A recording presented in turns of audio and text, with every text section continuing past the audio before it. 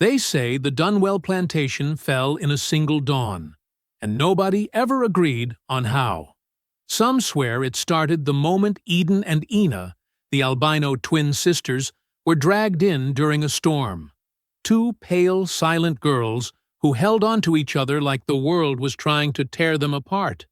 At first, folks felt sorry for them, until the strange things began. Horses refused to go near them. Tools moved in the night. Overseers woke screaming about pale ghosts at their bedsides, and at sunrise, barns burned, men fought each other, and the master fled in terror, all while the twins stood there, calm as still water. But here's the part nobody can explain.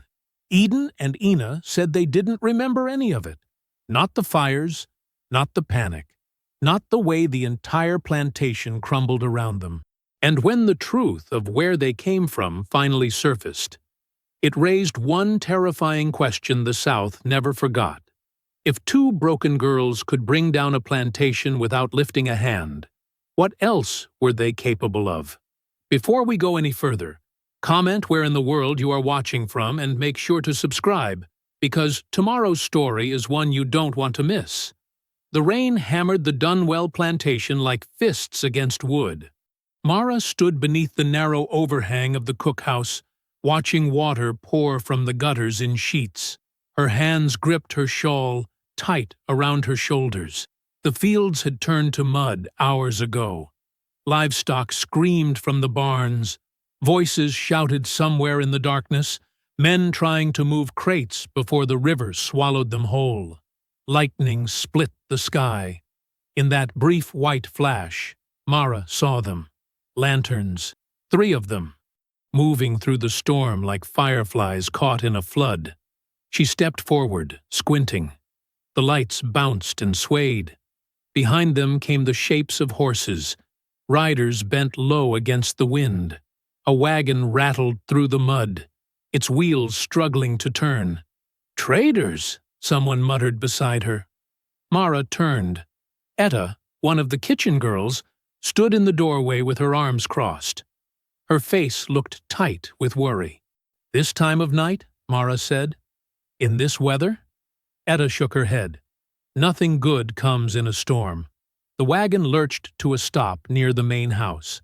The riders dismounted, soaked through, their boots sinking into mud. One of them, a tall man with a scarred jaw, shouted toward the porch, "Master Dunwell! We need shelter, just for the night."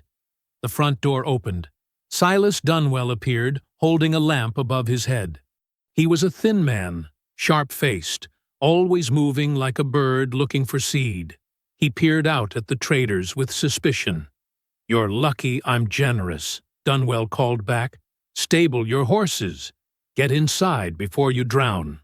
The traders moved quickly.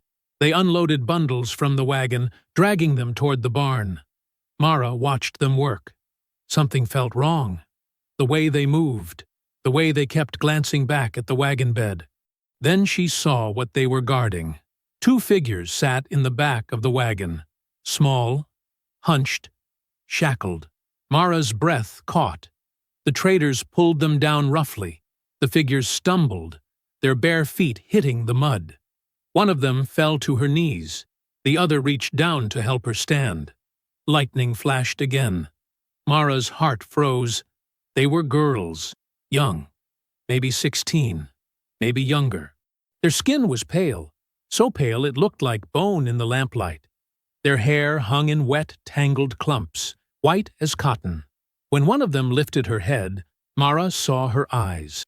Red, tinted red, like blood mixed with milk. "Lord, have mercy," Etta whispered. The traders shoved the girls forward. They moved slowly, their steps unsteady. Their wrists were bound with iron cuffs. Their dresses were little more than stitched rags, torn and soaked through. One of the girls kept her head down. The other stared straight ahead, her face blank. They didn't speak. They didn't cry out. They just held each other's hands. Dunwell stepped off the porch, his lamp swinging.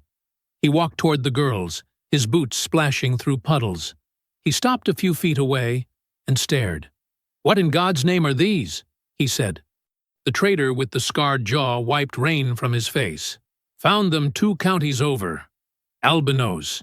Never seen a pair of twins like this. Thought you might be interested.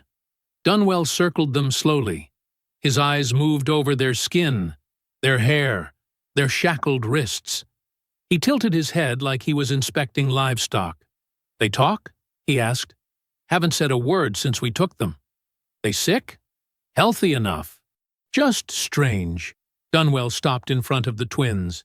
He lifted his lamp higher, letting the light fall across their faces. One of the girls flinched. The other didn't move. I'll take them, Dunwell said suddenly.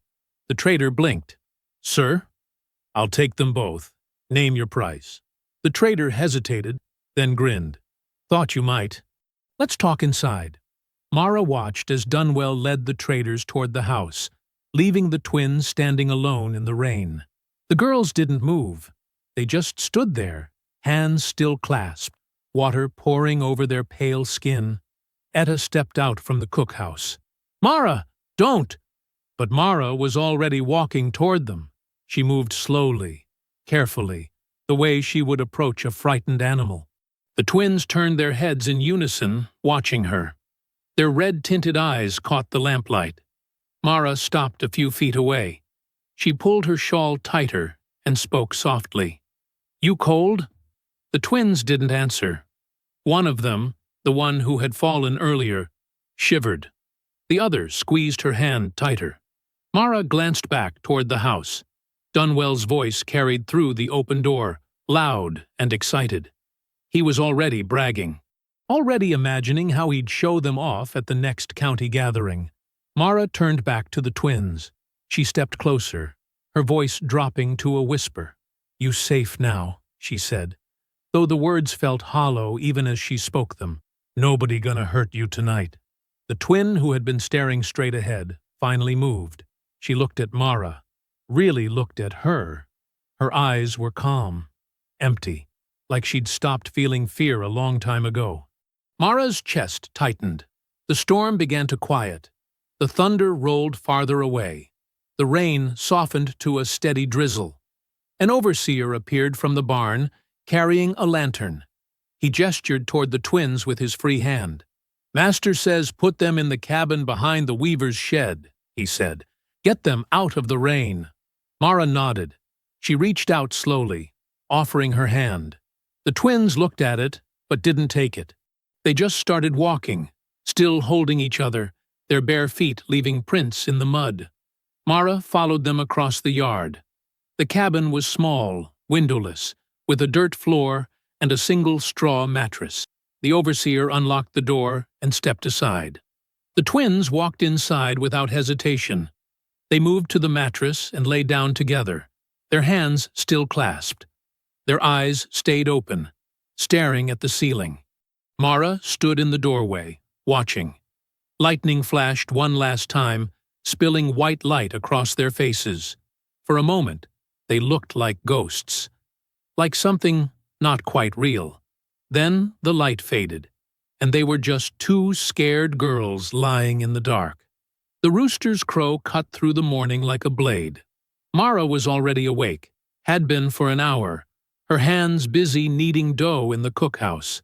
The rain had stopped sometime before dawn, leaving the world thick with fog and mud. Water dripped from the eaves in steady rhythm. Workers emerged from their cabins slowly, stretching sore muscles, moving toward the well. The overseers appeared next, boots squelching through puddles, calling out assignments in harsh voices. Field hands to the east quarter. Barn crew, get those animals fed. Kitchen girls, hurry it up. Mara stepped outside, wiping flour from her hands. The air smelled like wet earth and wood smoke. Across the yard, near the weaver's shed, she could see the cabin where the twins had spent the night. The door remained closed. They still sleeping? Etta asked, appearing beside her. Don't know, Mara said. Haven't seen them come out. Etta frowned. Master gonna want them working soon enough. A shout interrupted them. Near the stables, one of the horse handlers was struggling with a mare.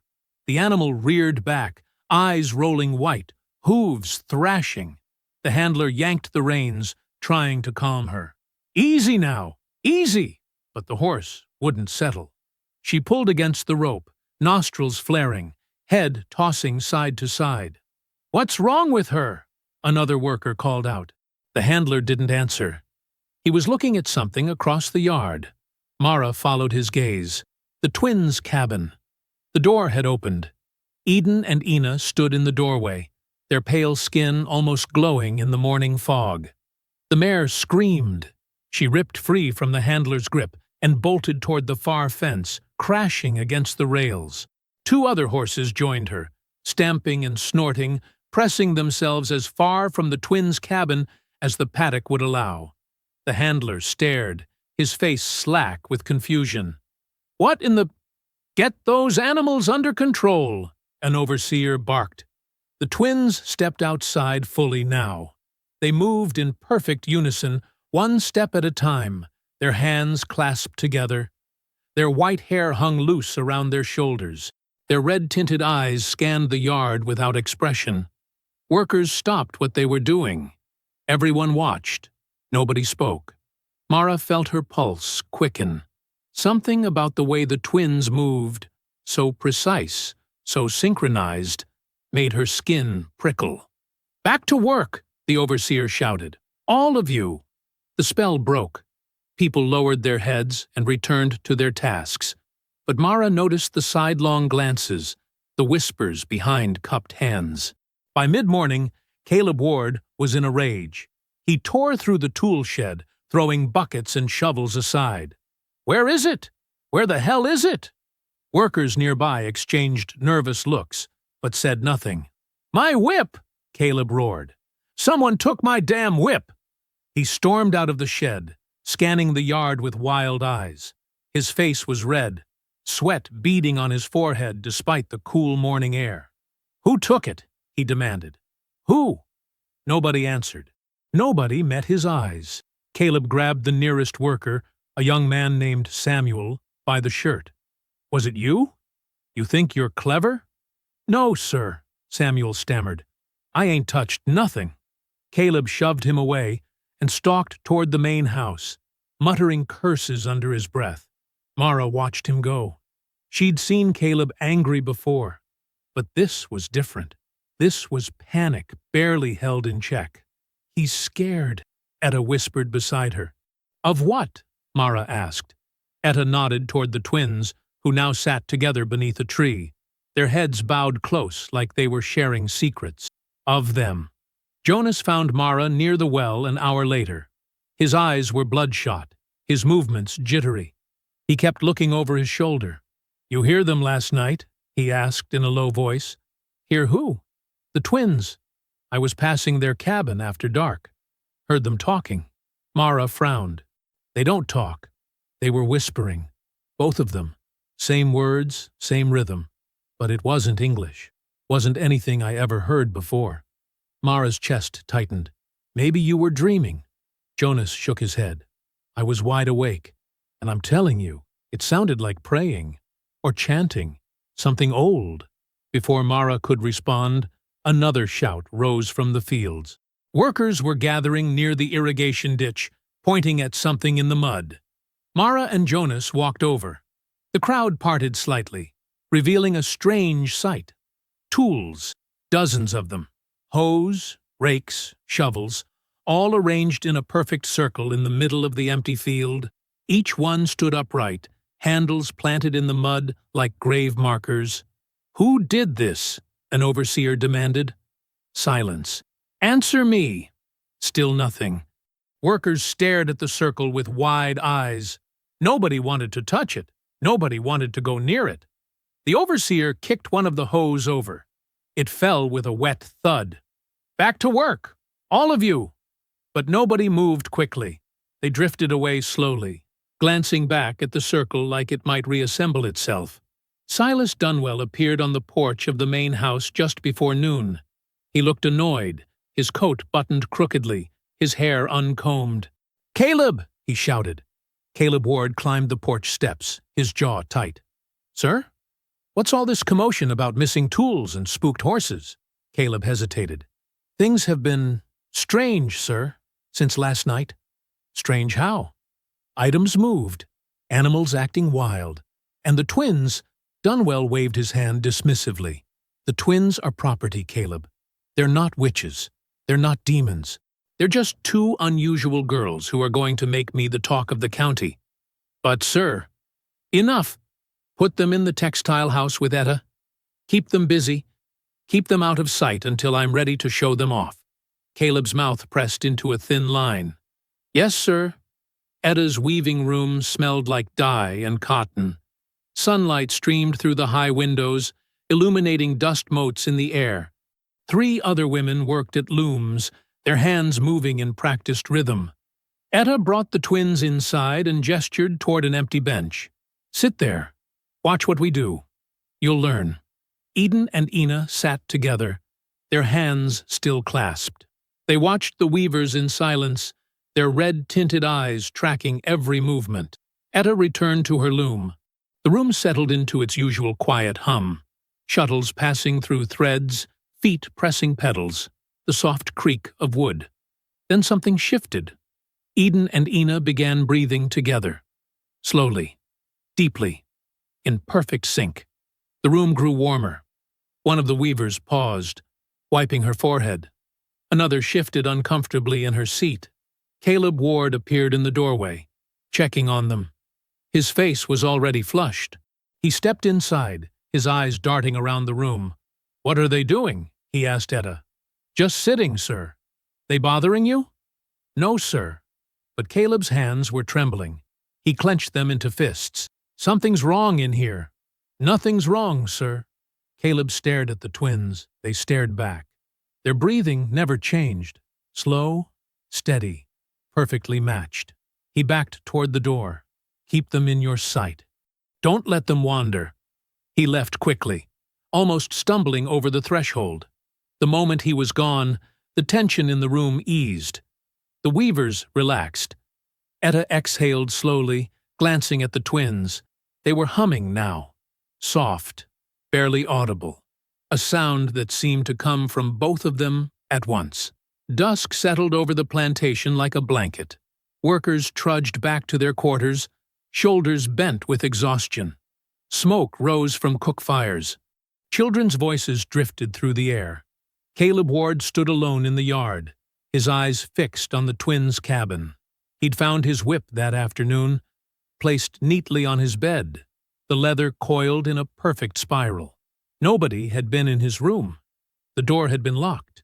He muttered under his breath, words too quiet for anyone to hear. His hands opened and closed at his sides. Inside the cabin, a lamp flickered to life. 2 pale figures appeared at the window. Eden and Ina stood side by side, their faces pressed close to the glass. They looked directly at Caleb. Their eyes never blinked. Their expressions never changed. Caleb's breath came faster. He took a step back, then another. Ain't natural, he whispered. Ain't natural at all.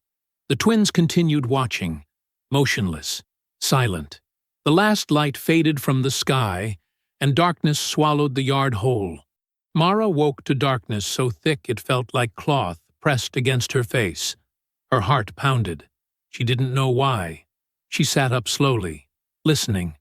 The cabin was silent except for the breathing of the other women sleeping nearby. Outside, nothing stirred. No birds, no wind, just heavy, waiting quiet. She reached for the candle beside her mat and lit it with shaking hands. The flames sputtered, casting shadows that crawled across the walls. She rose and wrapped a thin shawl around her shoulders. Something was wrong. She felt it in her bones. The fog outside was so dense she could barely see 5 feet ahead. It clung to everything. The ground, the trees, the corners of buildings. Mara walked carefully toward the herb shed, her bare feet cold against the wet grass. She pushed open the door and stepped inside. The smell of dried plants filled her nose. Chamomile, sage, mint. She lit the lamp on the shelf and began gathering what she needed. Her hands moved automatically, but her mind churned. The twins. They'd been here 3 days now. 3 days of strange incidents. Missing items. Animals acting wild. Overseers losing their composure over nothing. And those eyes. Those pale, unblinking eyes that seemed to see straight through a person. Mara's fingers fumbled with a bundle of feverfew. She steadied herself, took a breath. She was being foolish. The twins were just children. Frightened children who'd been through something terrible. A scream shattered the silence. Mara dropped the herbs. The scream came again. Raw, panicked, filled with genuine terror. It was coming from the overseer's quarters. She grabbed the lamp and ran outside. Other workers were emerging from their cabins, confusion on their faces. Someone shouted. Doors slammed. More voices joined the chaos. Mara reached the yard just as Caleb Ward stumbled out of his room, half-dressed, his face twisted with fear. "They tried to kill me!" he shrieked. "They were in my room!" 2 other overseers rushed toward him. "Who? Who was in your room?" "The ghosts. The pale ghosts." Caleb's eyes were wild. He clutched at his throat, gasping. "They were choking me. I felt their hands." "Caleb, calm down." "I felt them." He whirled around, pointing toward the twins' cabin. They were standing over me. Both of them, their hands on my neck. "That's impossible. Your door was locked." "I'm telling you what I saw." More workers gathered now, forming a loose circle around the scene. Mara pushed forward, trying to see. Caleb was shaking violently, his skin gray in the pre-dawn light. "Check his room," one overseer said. They went inside. Moments later they returned, shaking their heads. "Nobody there, nothing disturbed." "They were there," Caleb insisted. "I felt their breath on my face, cold as ice." Before anyone could respond, a different shout rose from across the compound. "Fire! Fire!" Everyone turned. Orange light flickered in the distance. The barn.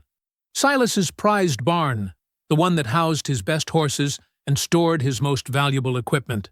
Flames were climbing the walls, bright against the fog. "Get water! Now!" an overseer yelled. Workers ran for buckets. Mara stood frozen, watching the fire spread impossibly fast. Too fast. No fire moved like that unless it had been fed deliberately. But who would dare? She looked around. The twins' cabin was dark. No movement. No light. The bucket brigade formed quickly, people running back and forth from the well. But the flames were already too high, too hot. The barn roof collapsed inward with a thunderous crash, sending sparks into the sky. "Everyone back!" an overseer shouted. "Let it burn!" Workers stepped away, breathing hard, faces streaked with ash. The fire roared louder, consuming everything. "Who did this?" one overseer demanded. "Who lit this fire?" Nobody answered. Nobody knew.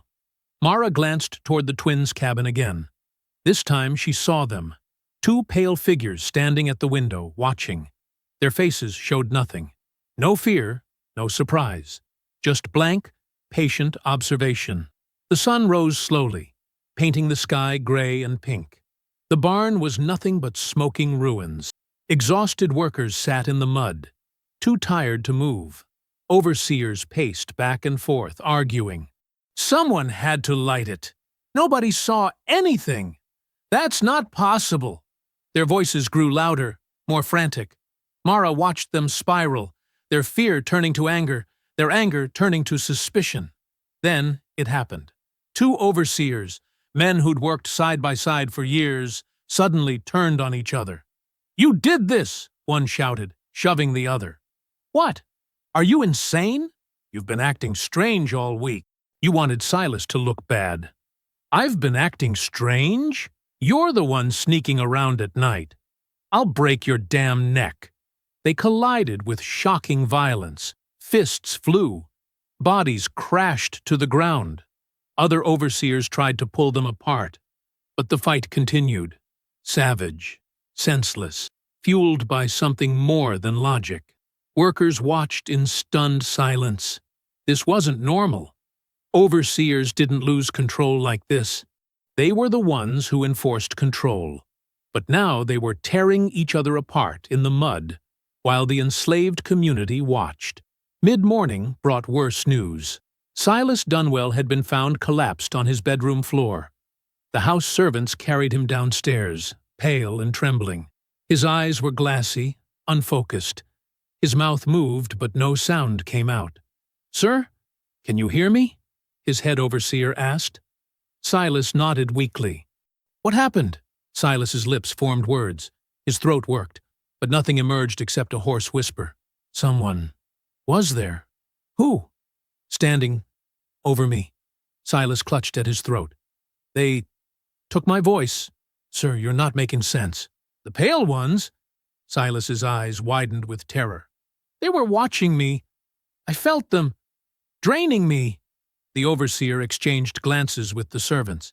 "Get him water! Get him whiskey! Get him something!" But Silas was already pushing himself up, stumbling toward the door. He grabbed his coat with shaking hands. "Where are you going, sir?" "Away!" The word came out as a rasp. "Away from here!" "But, sir, this place is cursed." Silas shoved past them. "I'm not staying another hour." He left, just walked out his own door, climbed onto a horse, and rode toward the main road. Workers watched from windows and doorways as their master fled his own plantation in broad daylight. Nobody tried to stop him. Nobody knew what to say. The power structure that had held them all in place for years simply dissolved. In less than 12 hours. By noon, the overseers were arguing among themselves, their authority fractured. Some wanted to restore order. Others wanted to leave like Silas had. Fear had replaced discipline. Mara stood with Etta and Jonas near the well, trying to process what had happened. "It was them," Jonas whispered. "The twins. They did this somehow." "They didn't do anything," Etta said. "We would have seen." "Then how do you explain it?" Etta had no answer. None of them did. The sun climbed higher, burning off the fog. The day grew warm despite the destruction. Workers moved slowly through their tasks, uncertain what came next. No one gave orders. No one enforced rules. The plantation existed in a strange suspended state, neither slave nor free, but something in between. As sunset approached, the enslaved community gathered near the smoking remains of the barn. The ruins still smoldered, thin trails of smoke rising into the orange sky. People stood in small groups, speaking in hushed voices. Then the twins appeared. Eden and Ina walked slowly across the yard, moving in perfect synchronization. Their white hair caught the dying light. Their pale skin seemed to glow. Their shadows stretched long and dark behind them. They stopped at the edge of the crowd. Their red-tinted eyes scanned the faces before them. Their expressions revealed nothing. No triumph, no guilt, no emotion at all. Workers parted silently, creating a path. The twins walked through it, their hands clasped together, their breathing perfectly matched. They stood before the barn ruins. Firelight danced across their features, making them look almost translucent. Nobody spoke. Nobody moved. The entire community stood frozen, waiting for something. An explanation, a confession, a sign. The twins simply stood there, watching, silent, present. The sky held onto the dying light, refusing to let go. Ash drifted through the air like gray snow, settling on shoulders and hair. The barn ruins glowed faintly, heat still radiating from the blackened timbers.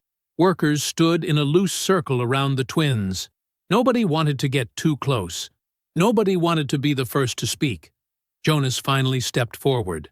His jaw was tight, his hands clenched at his sides. "Did you do this?" he asked. Eden and Ina stared at him. Their eyes reflected the orange light, making them appear to burn from within. "Did you make this happen?" Jonas pressed. "The fire? Caleb's nightmare? The master running away?" The twins looked at each other. Something passed between them, a silent communication that made everyone watching feel like outsiders. Then Eden turned back to Jonas. Her lips parted. A sound emerged, rough, uncertain, like rusted metal scraping together. "We—" Her voice cracked.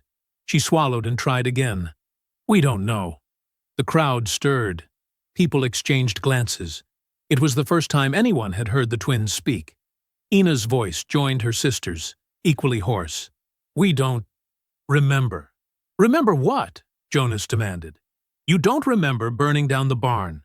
You don't remember terrorizing Caleb. We don't remember."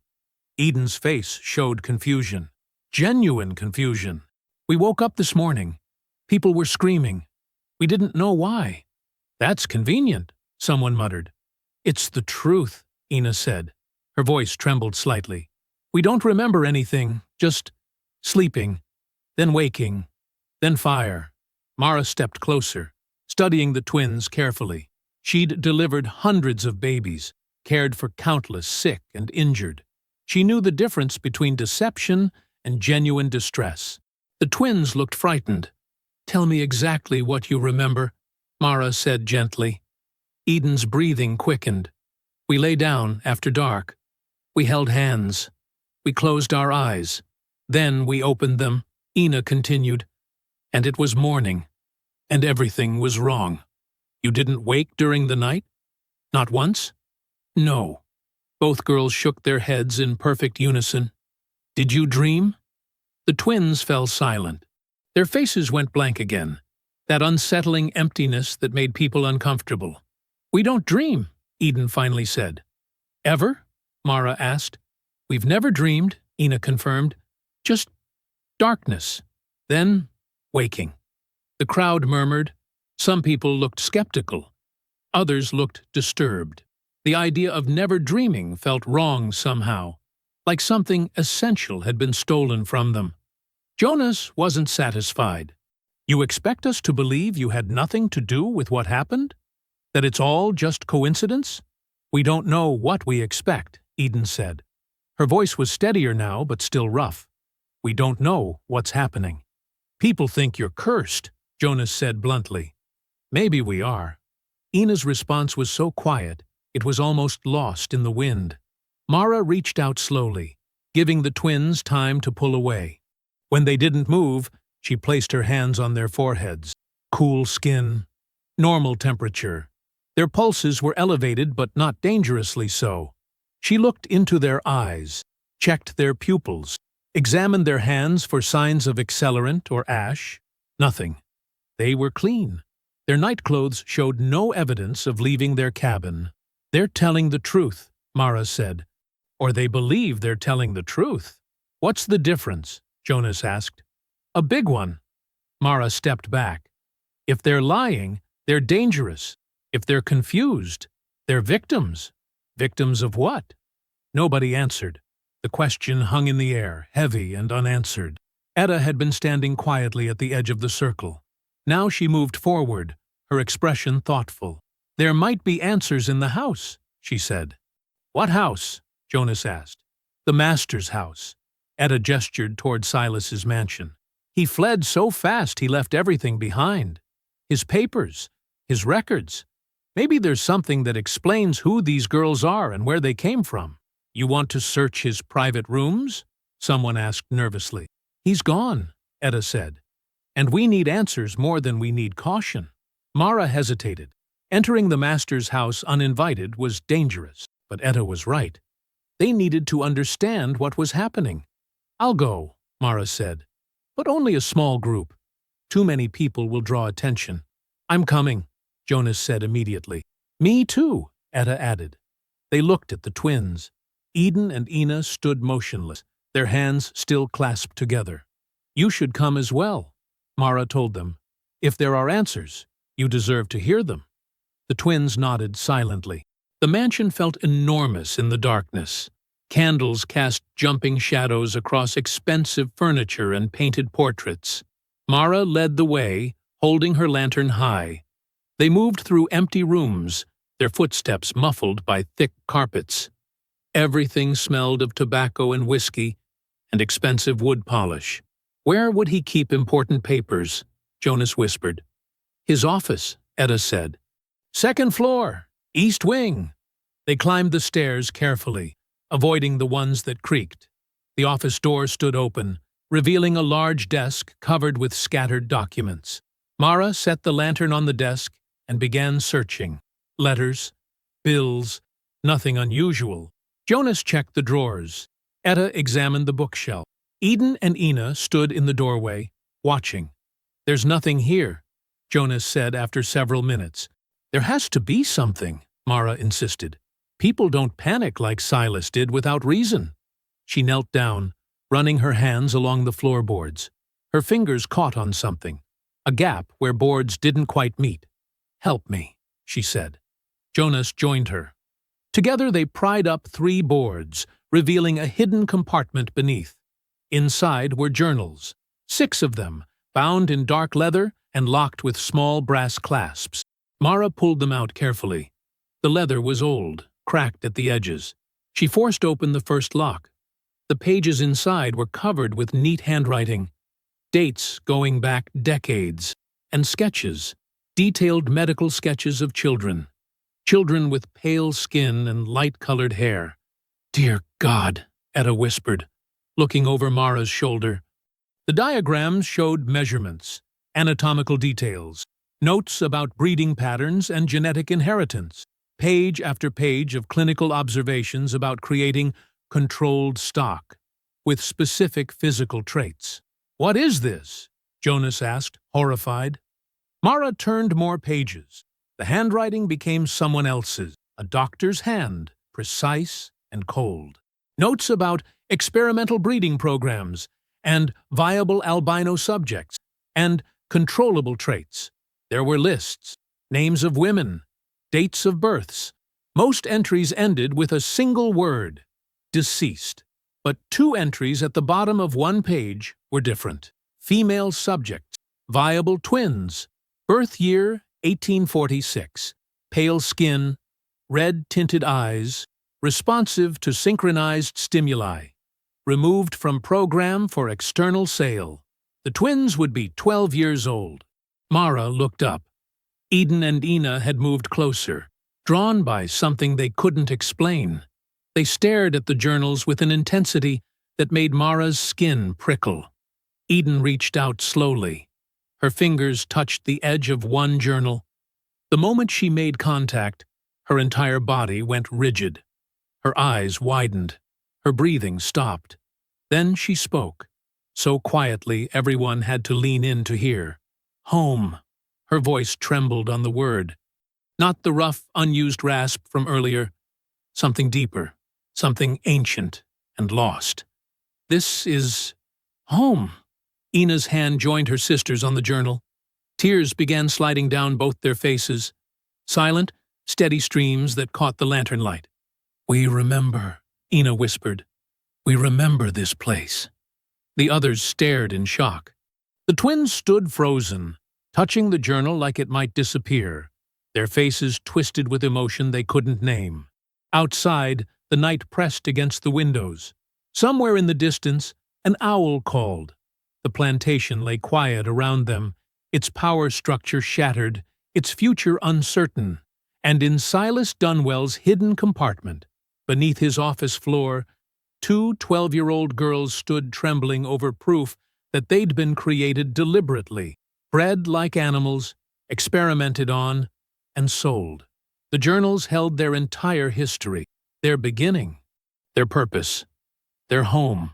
Early morning light filtered through the mansion's tall windows, turning the dusty air golden.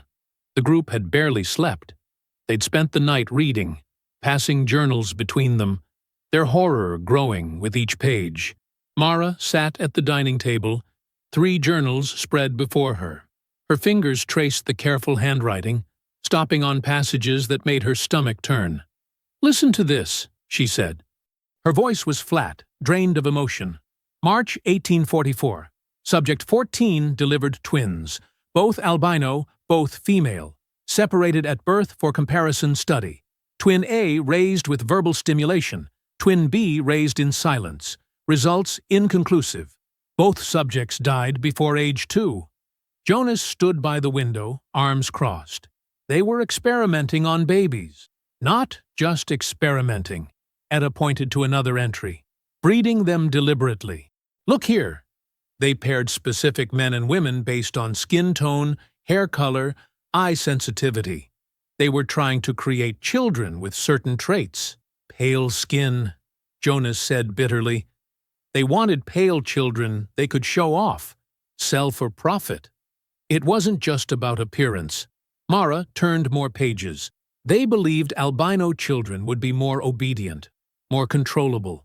There's a whole section about psychological conditioning and what they called synchronized compliance.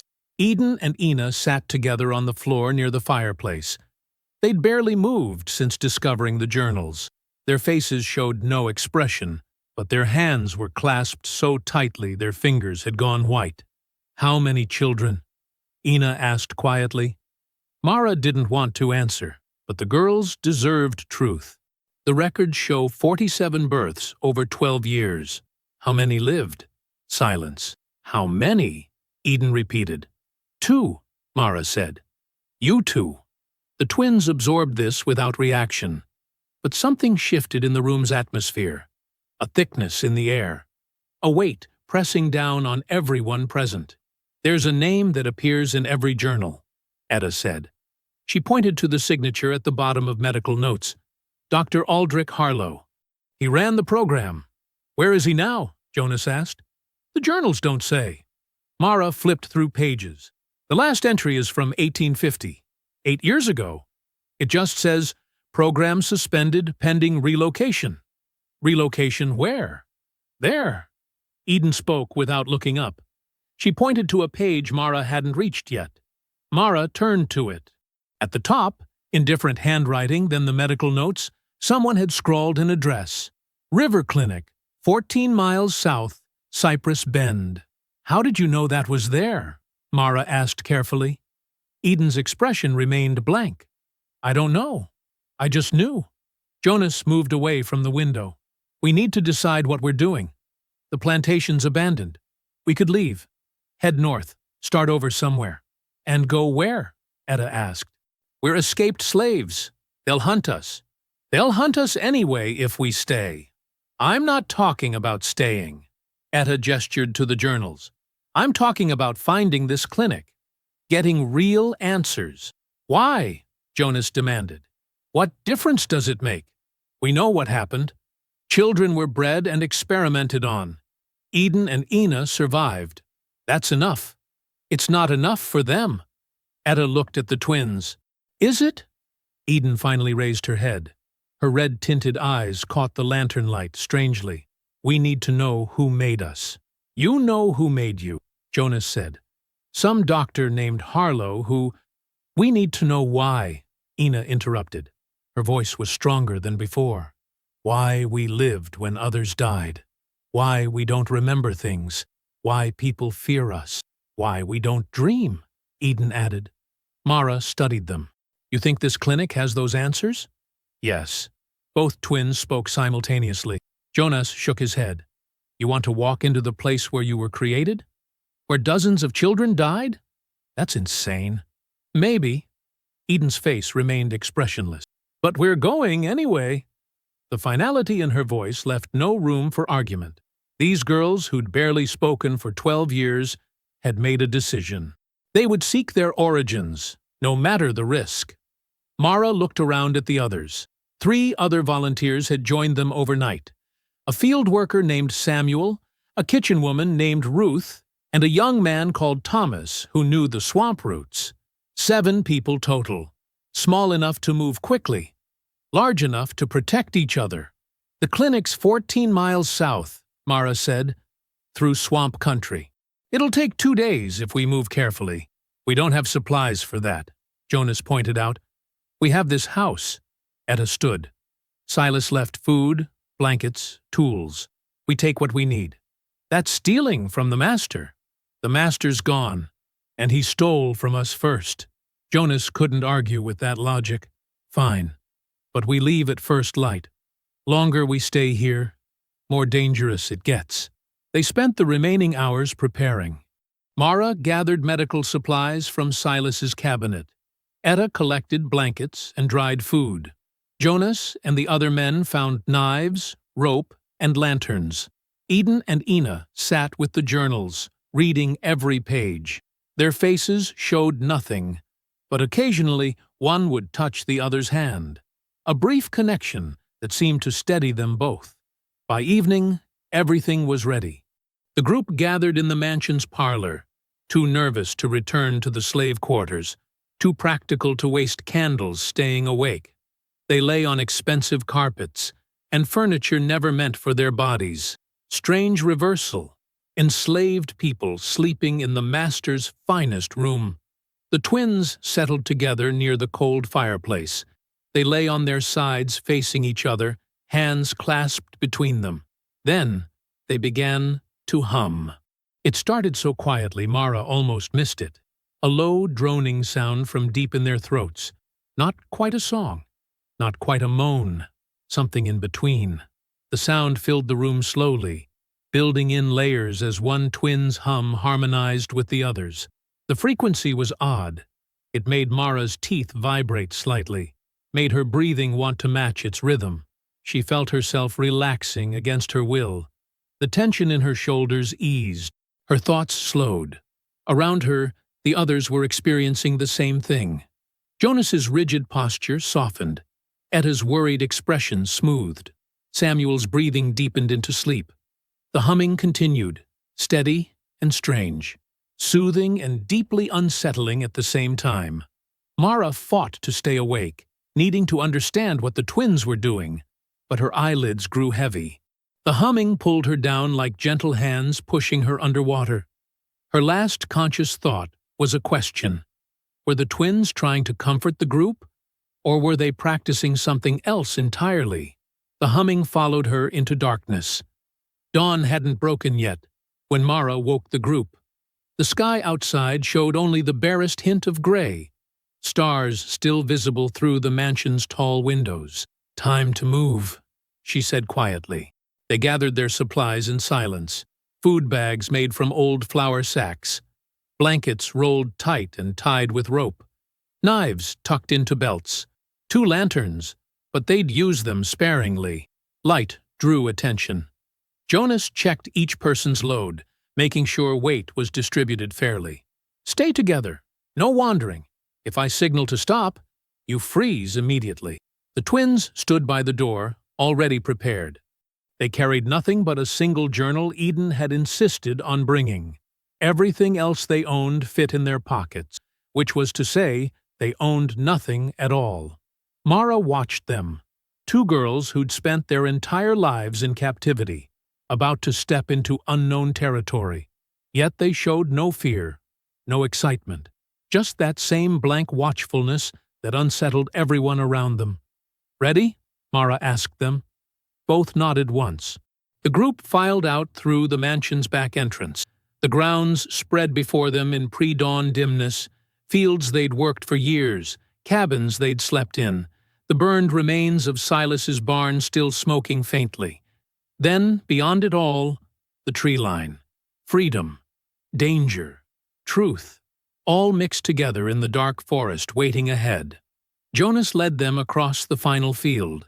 His feet knew every furrow, every stone. This land had been his prison.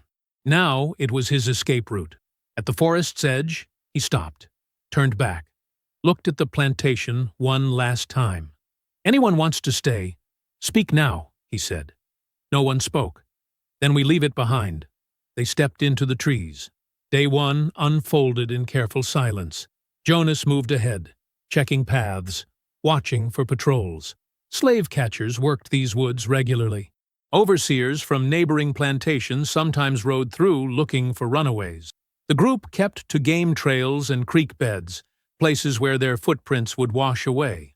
Samuel, who'd hunted rabbits in these forests for years, pointed out landmarks. A lightning-struck pine, a boulder shaped like a sleeping bear, a clearing where wild blackberries grew. By midday, they'd covered 4 miles. Mara called a brief rest near a stream. Everyone drank, refilled canteens, checked their feet for blisters. The twins sat slightly apart from the others. They didn't drink, didn't eat, just sat watching the water flow past. Etta approached them cautiously. "You need to eat something. Long journey ahead." "Not hungry," Eden said. "When did you last eat?" The twins looked at each other. Neither answered. "Try," Etta insisted, offering dried apples. "Please." Ina took one piece, put it in her mouth, chewed mechanically, swallowed. Her face showed no pleasure, no distaste, just compliance. Eden did the same. It reminded Mara of feeding sick children who'd lost their will to live. That same empty obedience. She filed the observation away with all her other concerns about the twins. Afternoon brought harder terrain. The path narrowed, forcing them into single file. Thorns caught at clothing. Roots tried to trip unwary feet. Thomas, who knew swamp roots, took the lead for this section. He guided them around standing water, pointing out cottonmouths sunning on logs, warning about soft ground that would swallow a person whole.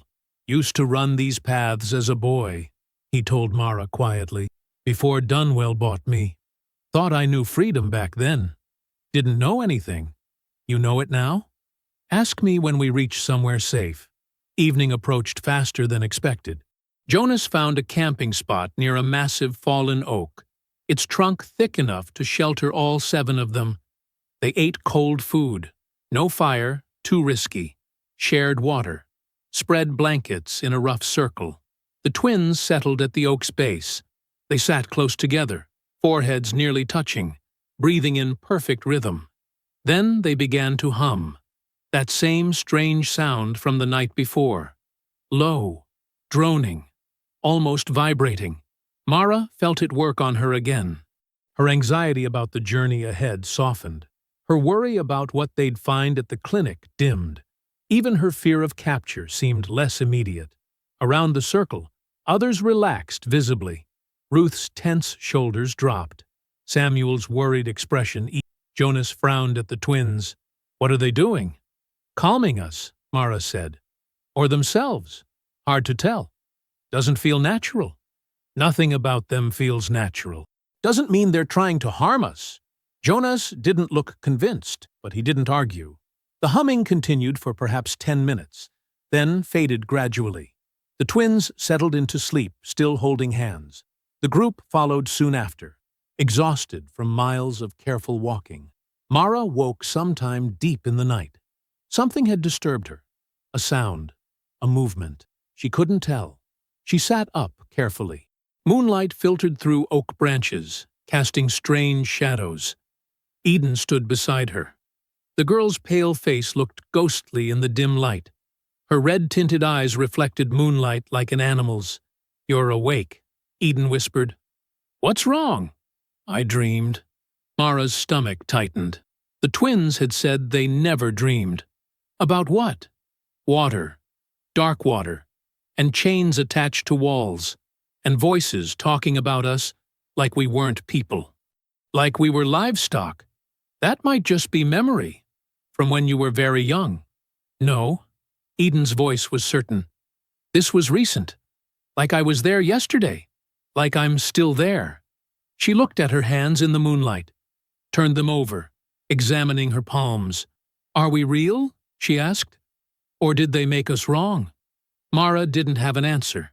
She reached out slowly and took Eden's hand. The girl's skin was cold, almost fevered in its chill. "You're real," Mara said firmly. "Whatever they did, whoever they were, you're still real. Still human. Still deserving of truth and freedom." Eden stared at their joined hands. "I don't know what we deserve. I don't know what we are. You're 2 girls who survived when others didn't. That's enough for now." Eden was quiet for a long time. Then she whispered, "When we find the clinic, will we wish we hadn't?" "I don't know." "That's the first honest thing anyone said to us." She returned to her place beside Ina, settling back into that strange, synchronized breathing. Within moments, both twins appeared asleep. Mara stayed awake much longer, thinking about children raised as experiments, about survivors carrying trauma in their bones, about truth that might destroy the people seeking it. Day 2 began with morning fog so thick they could barely see 10 feet ahead. Jonas moved even more carefully, stopping often to listen for sounds of other travelers. Around midday, they reached a remote ferry crossing. An old black man operated it, ferrying cargo across a wide, slow-moving river for pennies. He studied their group with knowing eyes. "Runaways? Free travelers," Jonas said carefully. "Mm-hmm." The ferryman's gaze settled on the twins. His expression changed. "Lord have mercy. You know them?" Mara asked. "Don't know them specific, but I know what they are."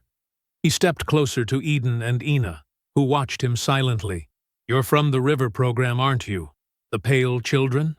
Both twins nodded. The ferryman's face filled with old sorrow. "I used to ferry supplies to that clinic.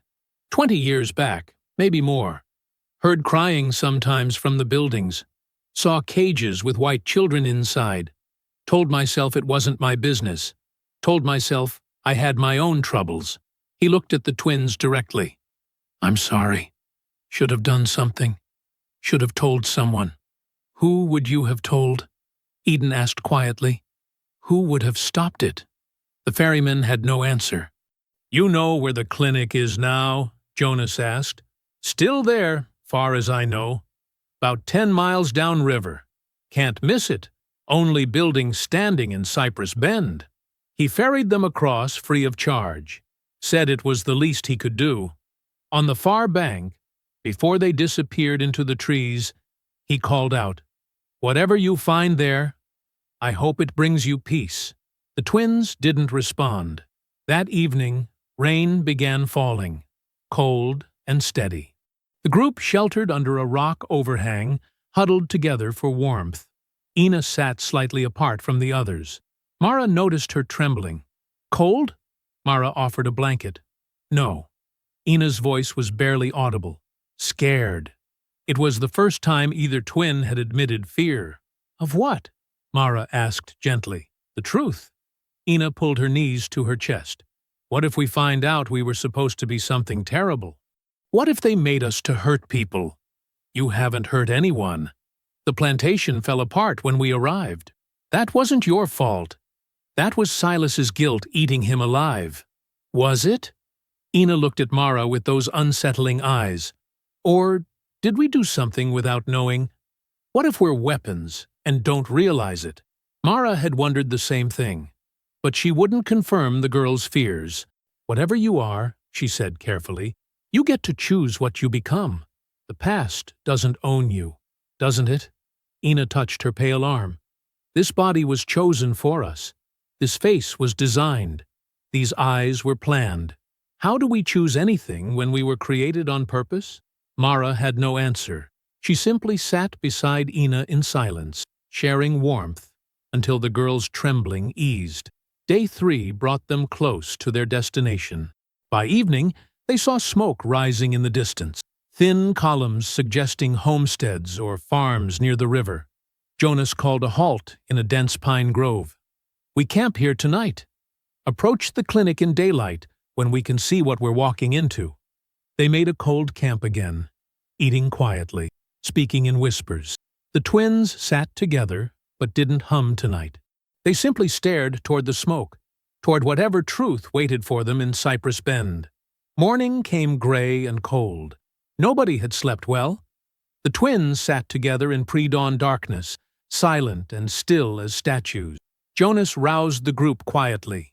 "We move now, slow and careful. Thomas, you stay in the rear. Watch for anyone following." They gathered their meager belongings and moved through the pine grove toward the river. The terrain changed as they descended. Harder ground gave way to soft earth. Cypress trees rose like sentinels, their roots twisting through muddy water.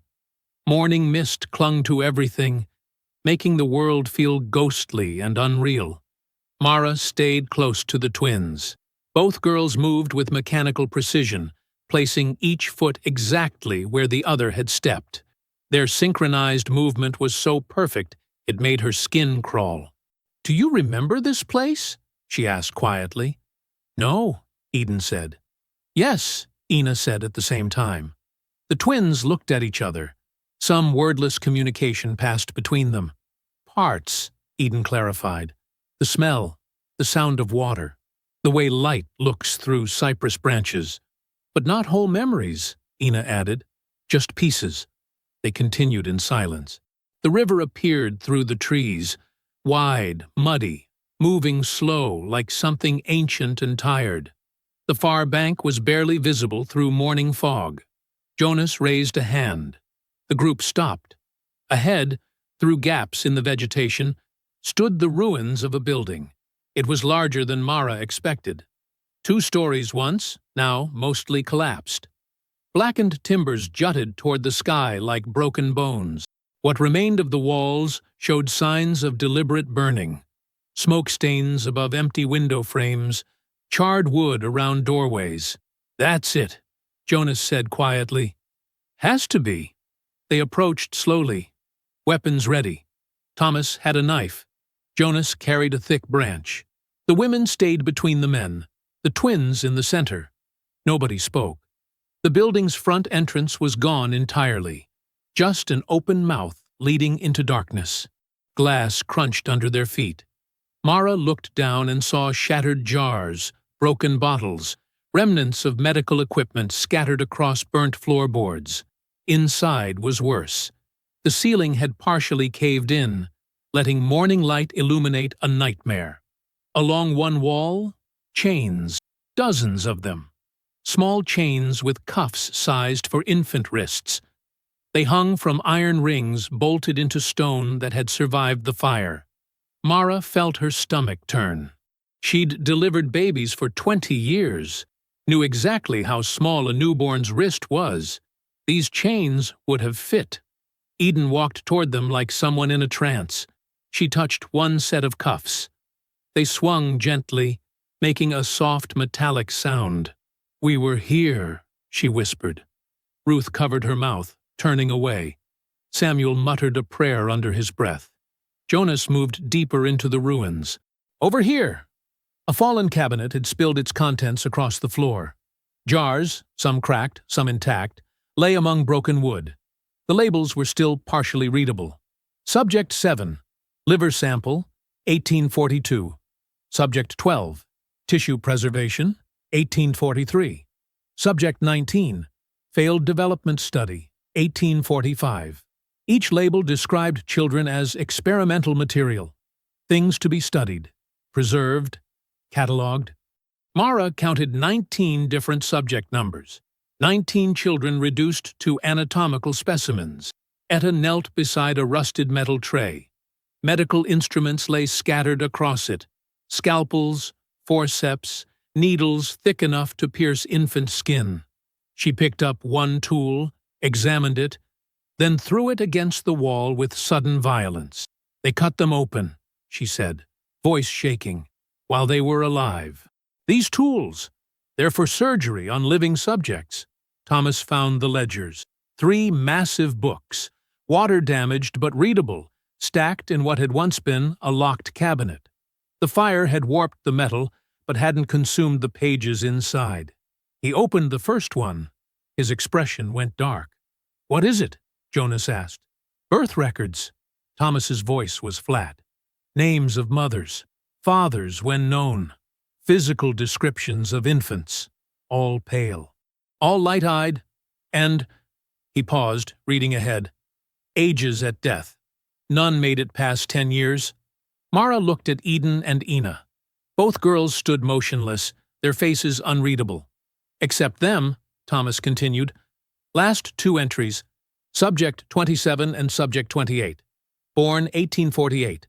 Listed as survived to transport. No death date recorded. 10 years ago. The twins would have been 10 when they left this place." Eden moved to the ledger, stared at the entries Thomas indicated. Her fingers traced the words written in careful script. Female twins. Remarkable synchronization. High value potential. "They sold us," she said quietly. "We survived their experiments, so they sold us." Ina joined her sister. Together they read the clinical descriptions of their own births, their early development, their value as property. The entries were detailed, disturbingly so. Feeding schedules, weight measurements, behavioral observations, sleep patterns, reactions to isolation, responses to pain. Everything documented like they were livestock. Mara watched grief and rage war across both girls' faces, but neither cried, neither screamed. They simply absorbed the truth with the same quiet intensity they brought to everything. "Keep looking," Jonas said. "We need to understand the whole picture." They spread through the ruins. Each discovery added to the horror. Ruth found a half-burnt medical journal describing breeding protocols for producing albino offspring. The language was cold, scientific, describing human beings as experimental variables. Samuel discovered children's clothing, tiny shirts and pants, all roughly sewn, all identical. He counted 15 sets, held one up to the light. It would fit a 5-year-old, maybe younger. Thomas uncovered sketches, anatomical drawings of pale children at various ages, development charts, growth projections. The artist had been skilled. The children's faces were rendered with disturbing precision. Eden found the sketch that changed everything. It was tucked inside the back cover of the third ledger, protected from water damage. A single page showing 2 identical infants lying side by side. Their eyes were closed. Their small hands reached toward each other. In the corner, written in the same hand as the ledger entries, subjects 27 and 28, day of birth, remarkable similarity, Dr. A.H. Eden's hands shook, holding it. Ina moved beside her, looking over her shoulder. "That's us," Ina whispered. They stared at their own infant faces rendered in careful pencil strokes, evidence that they'd existed here, that they'd survived when others hadn't. The group gathered around the twins. For a long moment, nobody spoke. Mara felt conflicting emotions crash through her. Horror at what had been done. Grief for the children who hadn't survived. Rage at the people who'd created this nightmare. And strange relief, because now they knew. The truth was terrible, but it was truth. "We should go," Jonas said finally. "We've seen enough." They moved toward the entrance. The twins went last, both girls taking final looks at the place they'd been born. Then they heard it. Footsteps. Multiple people moving through undergrowth. Voices calling to each other. The heavy sound of wagon wheels on soft ground. Jonas gestured frantically. The group scattered, hiding behind collapsed walls, ducking behind fallen timber. Mara pulled the twins down beside her behind what remained of a stone fireplace. Through gaps in the ruined wall, they watched. 6 men emerged from the tree line. They wore rough work clothes and carried rifles. They moved with military precision, forming a perimeter around the ruins. Behind them, a wagon approached. The driver pulled the horses to a stop, climbed down, opened the wagon's rear door. A figure stepped out, tall, thin, wearing a long coat, despite the warming day. He moved with the careful precision of someone who'd spent years controlling every gesture. His hair was silver white. His face was deeply lined, but his eyes were sharp, calculating, missing nothing as they surveyed the ruins. He walked toward the building's entrance, boots crunching on broken glass. One of the armed men approached him. "The tracks are fresh, Doctor. Multiple people. Maybe an hour ahead of us." "Good." The man's voice was cultured, precise. "They'll return. They always return to their origins. It's instinct, Doctor." Beside Mara, both twins went rigid. The man stepped through the entrance into the ruins, stood in the center of the destroyed clinic, turning slowly, examining everything with professional interest. 10 years, he said to no one in particular. 10 years since the fire. And still, the bones remain. Still, the truth persists. He picked up one of the small chains, let it dangle from his fingers. "Subjects, 27 and 28, he called out, his voice carrying through the ruins. I know you're here. I know you've come home. He turned in a slow circle, those sharp eyes scanning shadows. My name is Dr. Aldrich Harlow, he said. And I created you, Doctor. Aldrich Harlow stood perfectly still in the center of the ruins, one hand holding the small chain, the other resting casually in his coat pocket. His voice carried the practiced patience of someone who'd spent decades in total control.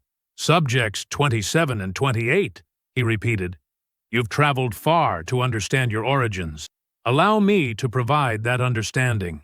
Silence answered him. His men moved through the debris with systematic efficiency. They checked behind walls, overturned fallen timber, examined every shadow large enough to hide a person. Mara pressed herself against the stone fireplace, holding her breath. Beside her, both twins had gone completely rigid. Their eyes tracked Harlow's every movement with an intensity she'd never seen before. One of the armed men approached their hiding spot. Boots crunched on broken glass. He was 3 steps away. 2 steps. His rifle swept the area methodically. Over here, another guard called from the opposite side of the building. Fresh footprints, multiple people. The man near them turned away, moving toward the voice. Harlow walked slowly through the ruins, speaking as if conducting a lecture. This building represented years of careful research, controlled breeding, scientific observation. The goal was simple: create subjects with natural influence over others, pale children whose very presence would affect those around them. He stopped beside the fallen cabinet where the preserved jars had spilled, picked one up, examined the label. 19 subjects before you, he continued. All failures, physical defect, developmental problems. None survived long enough to demonstrate useful traits. He set the jar down carefully. But you two, you were different. You synchronized perfectly from birth, developed the calming influence I'd theorized, demonstrated remarkable resilience. His men continued their search. They were getting closer to Ruth's hiding spot behind collapsed rafters. Samuel pressed himself into a corner, trying to disappear into shadows. I burned this place myself, Harlow said conversationally. 10 years ago. The authorities were asking questions. Neighbors reported unusual sounds. It became necessary to eliminate evidence and relocate. He walked toward the chains hanging from the wall, touched them almost affectionately. But I always hoped you survived. Hoped someone had transported you before the fire. Hoped your unique genetics would persist. He turned, those sharp eyes scanning shadows. And here you are, returned home like salmon to spawning grounds. Instinct is a powerful force. A guard moved past Mara's position. His boot was inches from Eden's leg. The twin didn't move, didn't breathe. Her sister beside her matched the stillness perfectly. The guard paused, turned slightly, started to look down. Sir, another man called from outside. We've got movement in the trees. Jonas, it had to be, drawing their attention away. Every guard rushed toward the entrance. Harlow followed calmly, unhurried. Alive, he instructed. I want them all alive. The moment they cleared the doorway, Mara grabbed both twins' arms. Now, run! They bolted from hiding, racing toward a collapsed section of the back wall. Thomas emerged from his spot, helping Ruth through debris. Samuel grabbed Etta's hand, pulling her forward. They almost made it. The guards returned faster than expected, rifles leveled. Harsh voices shouting commands. Don't move! Hands where we can see them! The group froze, slowly raised their hands. Harlow walked back inside, saw them standing there. A small smile crossed his face. Subjects, 27 and 28, he said softly. Still together, still protecting each other. His eyes moved across the others. And you've brought companions? How touching!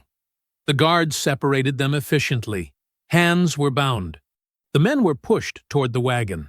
The women were held at gunpoint near the entrance. Harlow approached the twins directly. studied their faces with clinical interest. "Remarkable," he murmured. 10 years older, fully developed, and still possessing that unusual quality. He leaned closer. "Do you remember me?" Eden stared at him without blinking. "No. Truthful. Good. I conditioned you against retaining early memories. A necessary precaution." He circled them slowly. "But your bodies remember. Your instincts remember. That synchronization you share. I created that. Trained it into you before you could walk." Ina's hands trembled. Eden's breathing stayed steady. Harlow noticed. Even now, one panics, the other stabilizes. Automatic, instinctive. My most successful pair. He gestured to his men. "Secure them in the storage room, the others in separate cells. I want constant observation." They were dragged toward a reinforced structure behind the main ruins, something that had survived the fire intact. A stone building with a heavy wooden door and no windows. Inside, the walls were lined with iron rings. Fresh chains had been installed recently. This wasn't abandoned. This was prepared. Harlow had been waiting for them. The guards chained Eden and Ina to opposite walls, just far enough apart that they couldn't touch. The twins' eyes locked on each other immediately. "Don't bother struggling," Harlow said from the doorway. "These restraints were designed specifically for you. I've had 10 years to refine the specifications."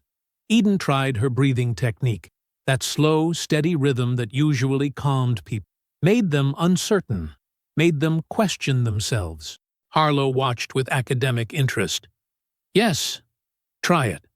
Let's see how developed the skill has become." Nothing happened. He smiled. "I trained myself to resist your influence years ago, subjected myself to your conditioning repeatedly during your infancy, built up immunity through exposure." He tapped his temple. "Your calming effect requires susceptibility. I have none." Ina pulled against her chains. They held firm. "Your bond is useful," Harlow continued, "but controllable. Your tools, valuable tools. And I intend to use you to restart what I began here." He stepped back.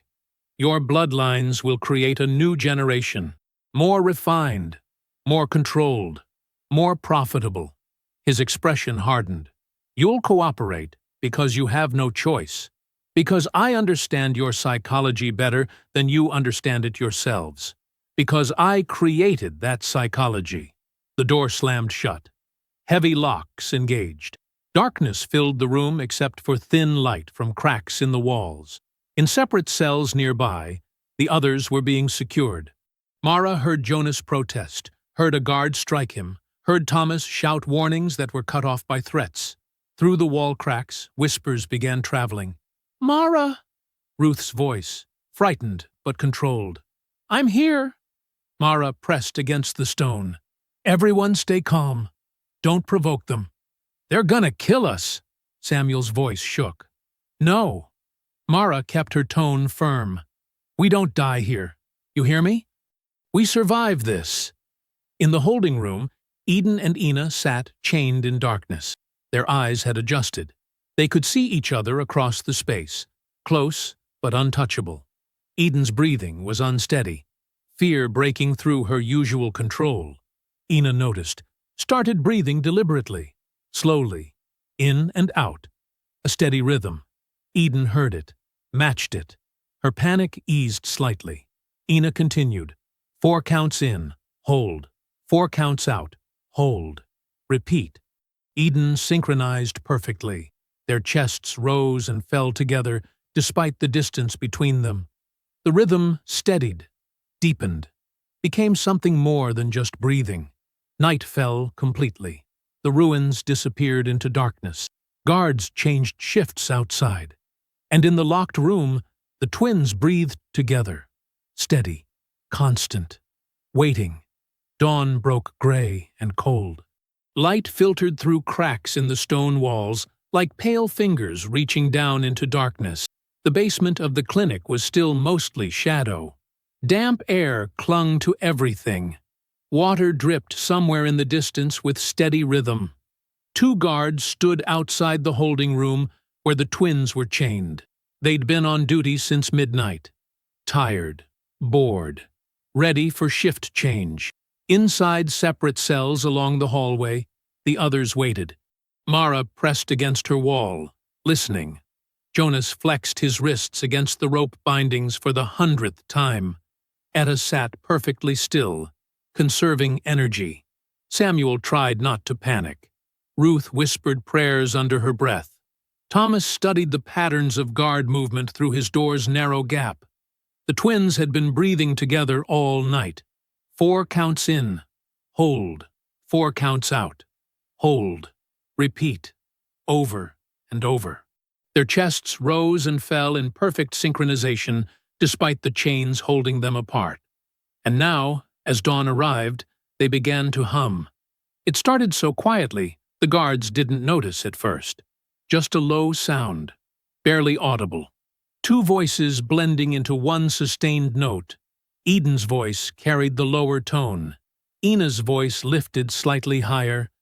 Together they created something that felt less like music and more like vibration, like the hum of distant thunder or water moving deep underground. One guard shifted his weight, frowned slightly. The other guard glanced at him. "What? You hear that?" "Hear what?" The humming continued, still quiet, still steady. The rhythm matched their breathing perfectly. The first guard rubbed his face. "Nothing. Just tired. Shift change soon." The second guard leaned against the wall. Inside the room, the twins never stopped. Their eyes stayed locked on each other across the darkness. Their mouths barely moved. The sound seemed to come from somewhere deeper than their throats. Minutes passed. The humming never changed pitch or volume, just constant, unchanging, present. The first guard paced. 3 steps, one direction. 3 steps back. His jaw tightened. "Would you stand still?" The second guard snapped. "I am standing still. You're pacing like a caged dog." "So?" The first guard's voice carried an edge now. "What's it matter to you?" The second guard straightened. "It don't matter. Just annoying. Everything's annoying to you." The first guard stopped pacing, faced his companion directly. "You been complainin' since we started this shift. I ain't complained once. You complained about the cold, about the food, about the smell down here." The humming continued behind the door, steady, persistent, unchanging. The second guard's expression hardened. "I said the food was bad. That ain't complaining. That's stating fact. You're stating opinions like they're facts. That's all you ever do. Better than pacing back and forth like something's wrong with you." The first guard stepped closer. "Something wrong with me? You're the one can't do a simple guard shift without running your mouth." Their voices rose, not shouting yet, but getting there. In his cell, Jonas heard the argument growing louder. He'd been working at the nail he'd found during the night. A long, rusty piece of metal that had been wedged between floor stones. His fingers were raw from prying it loose, but he had it now. He twisted it against the rope around his wrists. The sharp edge caught fiber, started cutting through. The guards' voices got louder. "You calling me incompetent?" "I'm calling you annoying. There's a difference. Maybe you should say that again." "I'll say it as many times as—" A scuffle erupted. Boot against boot, shoving. One guard pushed the other against the wall hard enough to make stone scrape. Jonas felt the rope give. One hand came free, then the other. He stayed perfectly still, listening. The guards were fully focused on each other now, grappling, cursing. The kind of fight that came from exhaustion and tension finding an outlet. Jonas moved fast, slipped to his cell door. The lock was simple, a wooden bar on the outside. He reached through the gap, fingers searching, found the bar, lifted it carefully. The door swung open silent on old hinges. He crept down the hallway, past the fighting guards without them noticing, reached Mara's cell, lifted her bar. She emerged instantly, no questions. They moved together to Etta's door. Within 2 minutes, Everyone except the twins was free. The guards were still fighting. One had the other in a chokehold. Neither noticed the escaped prisoners gathering weapons from the guards' abandoned post at the hallway entrance. Metal rods leaning against walls. Broken shelf pieces with sharp edges. Tools left behind from recent repairs. A hammer, a crowbar, a length of chain. Thomas hefted the crowbar, tested its weight. Jonas took the chain, wrapped one end around his fist. Mara grabbed 2 metal rods, handed one to Ruth. The guards finally separated, breathing hard. One wiped blood from his lip.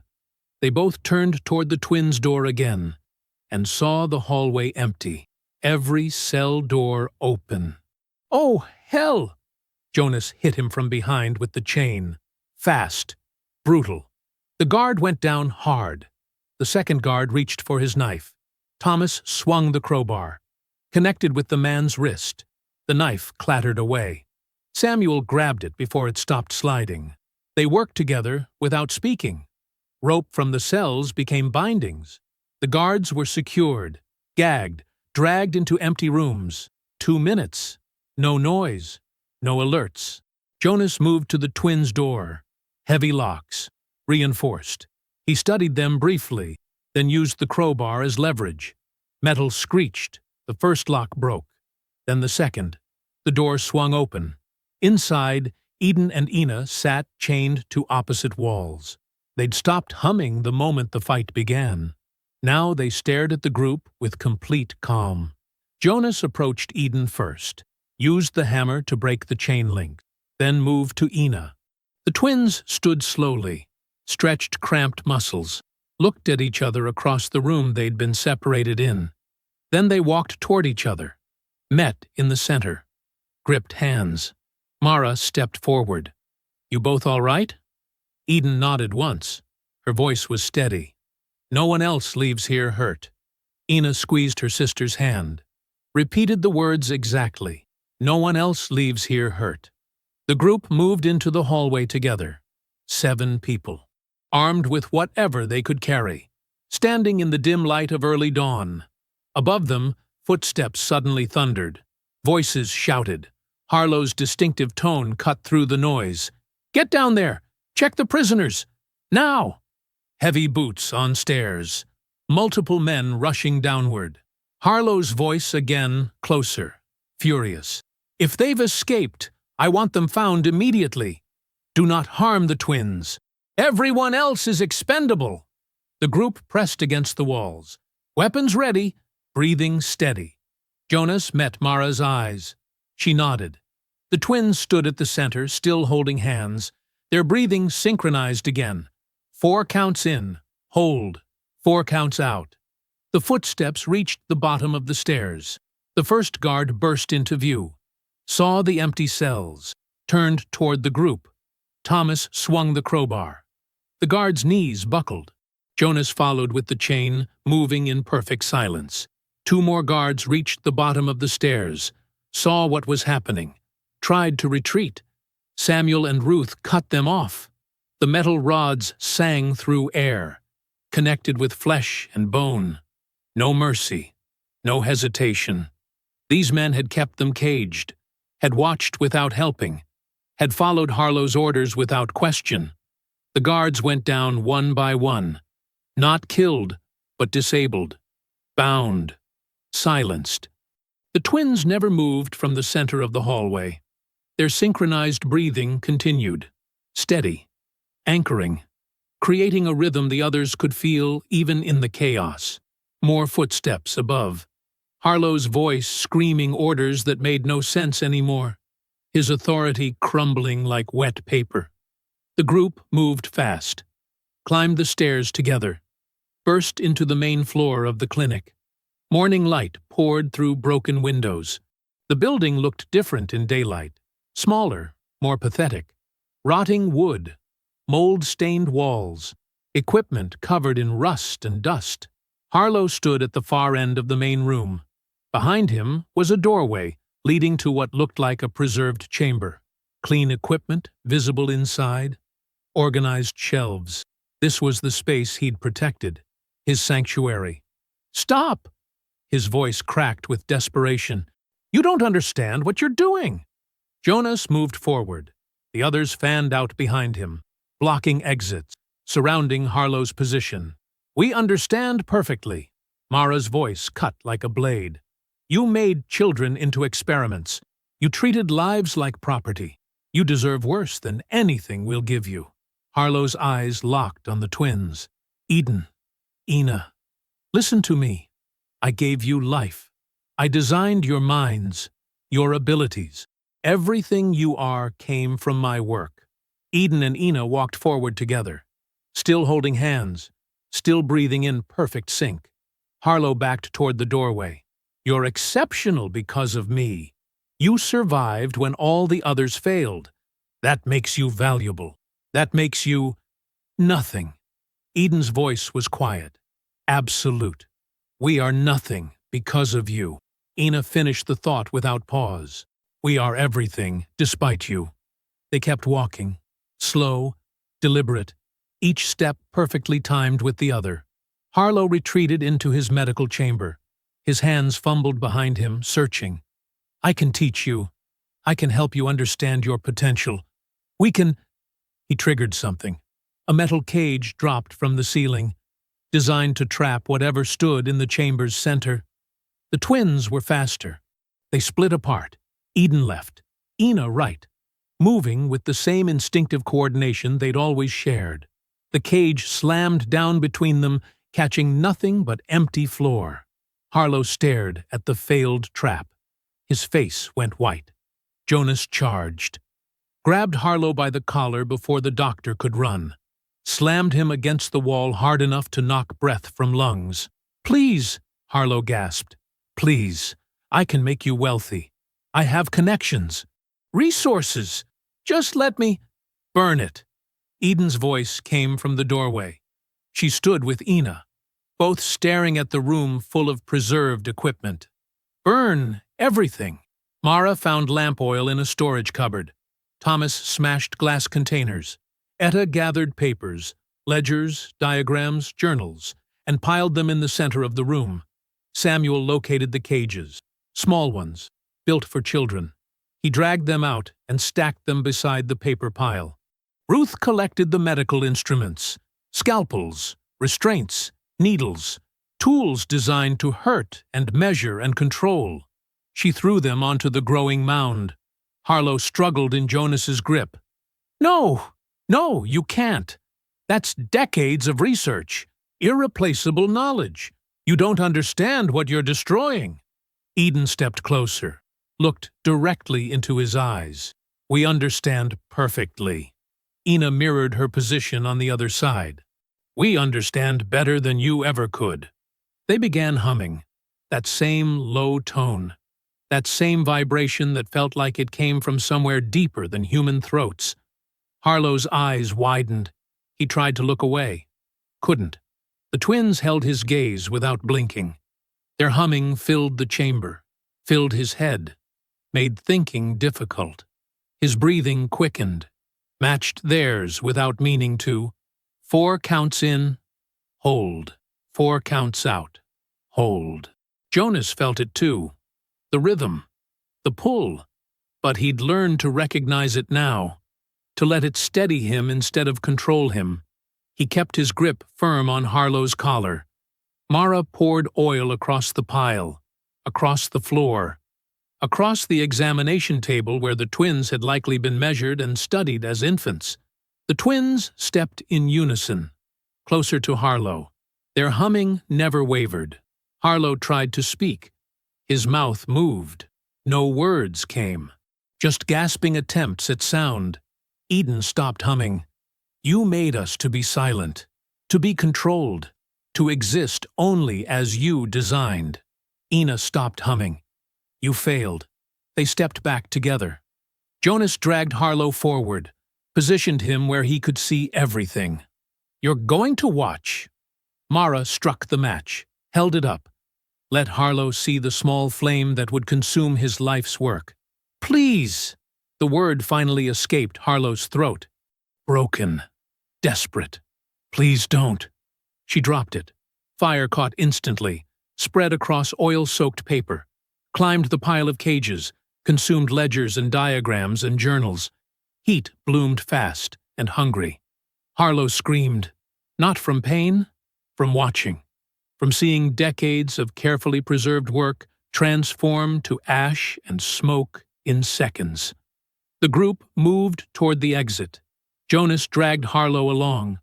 The doctor fought, thrashed, tried to break free and run toward the flames. Let it burn. Jonas's voice was iron. Let it all burn. They burst outside. Morning sun bright after the smoky interior. Fresh air shocking after breathing ash. Behind them, flames consumed the clinic. Windows shattered from heat.